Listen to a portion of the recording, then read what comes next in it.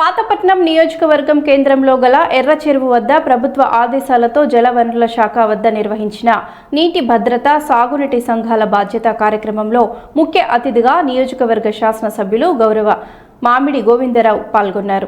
ఈ కార్యక్రమం ఉద్దేశించి గౌరవ ఎమ్మెల్యే మాట్లాడుతూ మన రాష్ట్ర ముఖ్యమంత్రి వర్యులు శ్రీ నారా చంద్రబాబు నాయుడు నీటి భద్రత రైతుల కొరకు చేపట్టిన ఈ బృహత్తర యజ్ఞంతో పాల్గొనడం చాలా సంతోషంగా ఉందని, ఈ కార్యక్రమం ద్వారా చెరువులు పునరుద్ధరణ పనులు పూడికతీత పనులతో చెరువులను సంరక్షించడంతో పాటు రైతులను నేరుగా కలుసుకొని వారి సమస్యలను తెలుసుకొని క్షేత్రస్థాయిలో సంబంధిత అధికారులతో సమన్వయం చేసి సమస్యలను పరిష్కరించవచ్చు అని, ప్రజలందరూ ఈ బృహత్తర కార్యక్రమంలో భాగస్వాములై నీటి భద్రత త్రాగునీటి సంఘాల బాధ్యత కార్యక్రమాన్ని విజయవంతం చేయాలని తెలియజేశారు.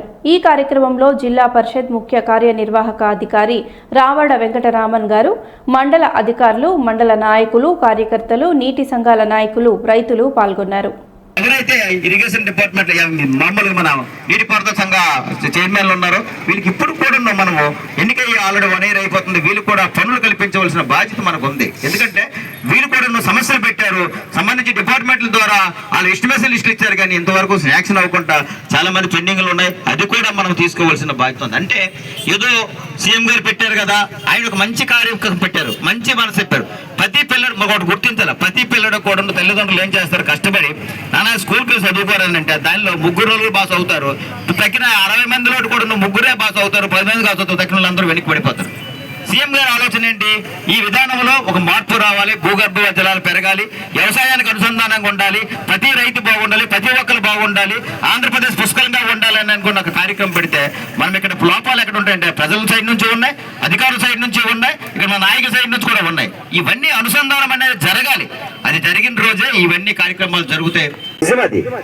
మేము అన్నీ కోల్పోయాం. పాతపట్నం నియోజకవర్గంలో ఓన్లీ పాతపట్నం ఇసుక ఇక్కడ చెప్తున్నారు కానీ, ఇరమాలను చెప్తున్నారు కానీ, అక్కడ ఆఫ్షోర్ రిజర్వాయర్ మెల్లియాపుట్టి మండలం కూడా అన్ని కోల్పోయినాయి. కోల్పోవడం ఏంటి, రిజర్వాయర్కి భూములు ఇచ్చాం, గొట్టా బ్యారేజ్ కొన్ని సంవత్సరాలు భూములు ఇచ్చాం, మా వాటర్ అంతా దిగువ ప్రాంతాలకు వెళ్ళి వాళ్ళ కోసమేనే.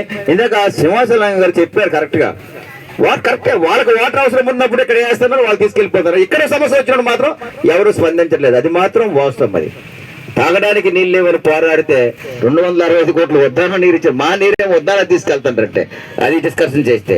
ఆ తర్వాత మన వంశధార కరకట్లు మేము వాటర్ మీరు స్టోరేజ్ చేస్తున్నారు, మా పొలాలు పోతున్నాయి, మా ఊళ్ళు పోతున్నాయి, మేము లేచే పరిస్థితి వస్తుంటే మళ్ళీ 400 కోట్లు ఇచ్చి కరకట్లు పెట్టారు.